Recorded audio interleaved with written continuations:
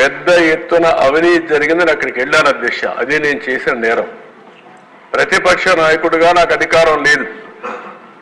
అదే ఆనాటి పాలకుల యొక్క పెత్తందారి వ్యవస్థలో నేను అక్కడికి వెళితే అంగళ్ళలో నేను వస్తామంటే కర్రలు రాళ్లు పెట్టుకొని నన్ను అడ్డగించి నా మీద దాడి చేసి నా మీదనే కేసులు పెట్టారు అధ్యక్ష.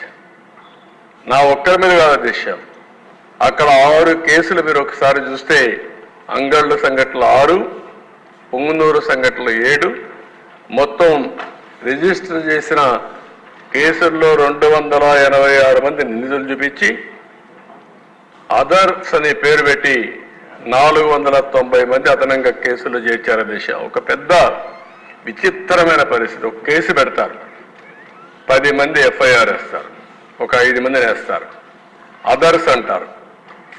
ఎవ్వరు దొరికితే లేకుంటే ఎవ్వరు రాజకీయ కార్యక్రమాలు చేస్తే వాళ్ళందరినీ అరెస్ట్ చేసుకుంటూ పోతూ ఉంటారు ఇంకా ఆ కేసుని. అదే జరిగింది ఇక్కడ మీరు చూస్తే.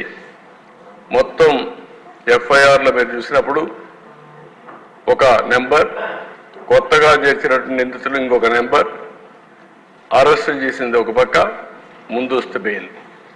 ఎంత టెర్రరైజ్ చేశారంటే ఆ 2 నియోజకవర్గాల్లో ఆ 2 సంఘటనల్లో దగ్గర 1000 మంది పైన 409 ప్లస్ 286. మీరు ఆ 2 చూసిన తర్వాత 600 మంది పైన కేసులు పెట్టారు. కేసులు లేనివాడు వెళ్ళాడు.